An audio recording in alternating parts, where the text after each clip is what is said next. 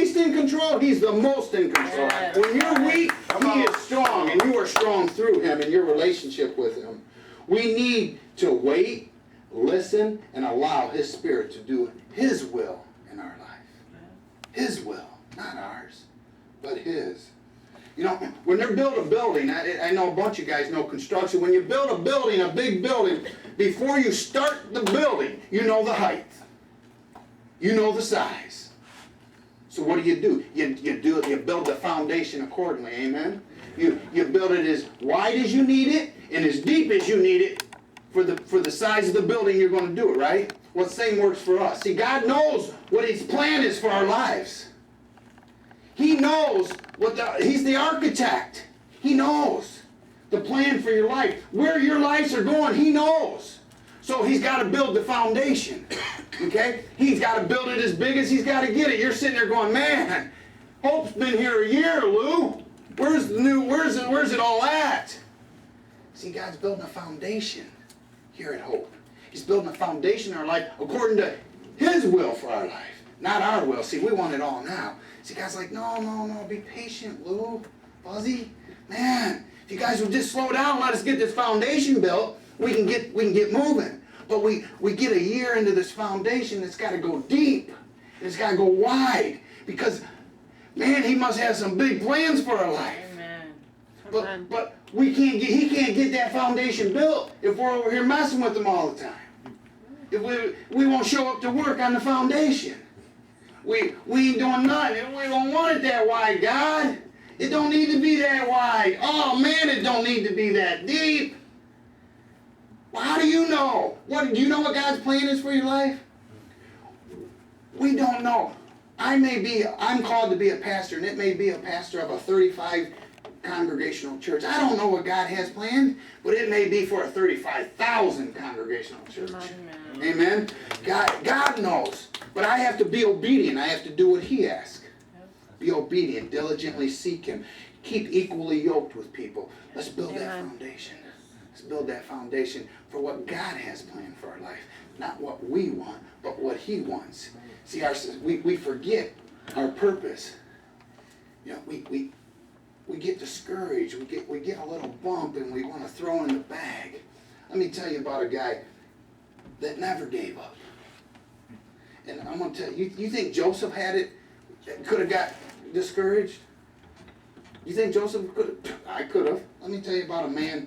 I'm going to leave his name out. I'm going to throw it in at the end because I know everybody knows him. He had 2 failed businesses. He had a nervous breakdown. His high school sweetheart, he loved with everything he had, died on him. He ran for different offices 10 times and lost. But you know what he did? He didn't run for mayor 10 times. He ran for the lowest office. That didn't work, so he went to the next highest. Why would you go for you didn't even make mayor. You think you're going to make governor? Then one day, the guy never gave up. 2 failed businesses. He had a nervous breakdown. His sweetheart died. 10 elections he ran for, never got one. It wasn't like he got an election and then he lost 8 and then he got one. He never won one. Wouldn't you have left politics? But no, Abraham Lincoln went on and ran for president of the United States, and we know he was elected, amen? But if he would have got discouraged with life's challenges, he would have never been the president of the United States. If he'd have said, politics isn't my game, I ran 10 times for 10 different offices and didn't get it. It's not my game. Life's not fair. My sweetheart died. I'm a good man. Man, God isn't blessing me. I had a nervous breakdown.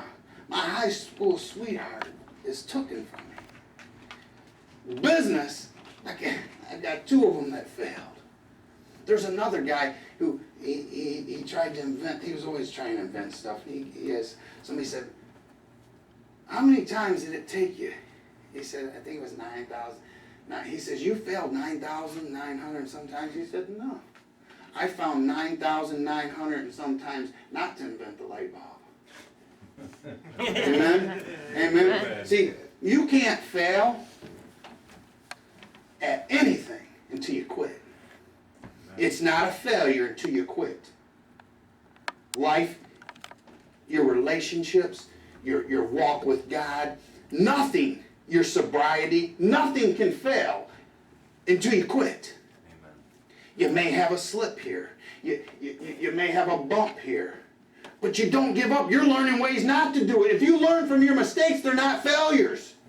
They're learning experiences. See, but what happens is sometimes we forget to learn.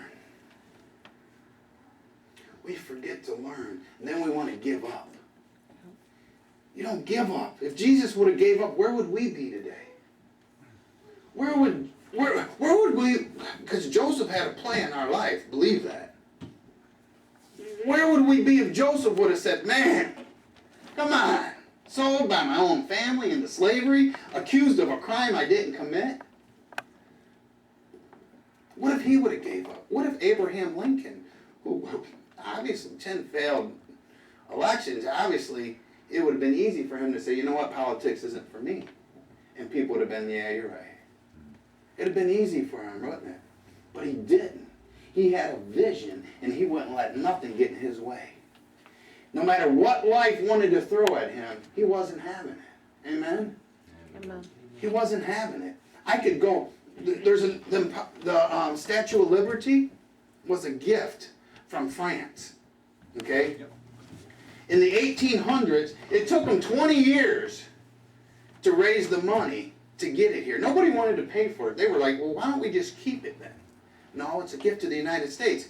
So this guy, he says, I'll raise the money. No, wait, here, a couple big people here, I forget their names, we all would know them, they were in the industrial era. They raised $125,000 to build the foundation that the Statue of Liberty is going to sit on. Well, then 20 years of politics, how was they going to get it over here? Nobody wanted to pay for that.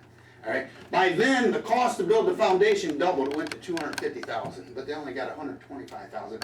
So this man, he says, you know what? I want to be part of this. He owned a newspaper, and he put in his newspaper, anybody that will donate even a penny, I'll put your name in the newspaper, where everybody wants to be in the limelight. And he raised the money. Wow. He raised the money because he seen a vision. He seen something. And he went on. You know what happened from that? He ended up owning, he was the largest newspaper owner in the world ever. At that time, he owned one little tiny newspaper. But people loved what he did and respected what he did because he went out on a limb to do that. But he seen a vision, and he stuck for it. He didn't give up, and he persevered, and everybody wanted to buy his newspapers now because they liked what he did. Because he put his neck out there. He got through life's challenges. He said, no, we're getting this tire. We're getting this statue. We're going to get it. I'm going to make it happen by myself if I have to. And he did. And the Purcell Prize, you know what I'm talking about? Pulitzer. That's him.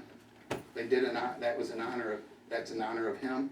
He's the one that got our Statue of Liberty here.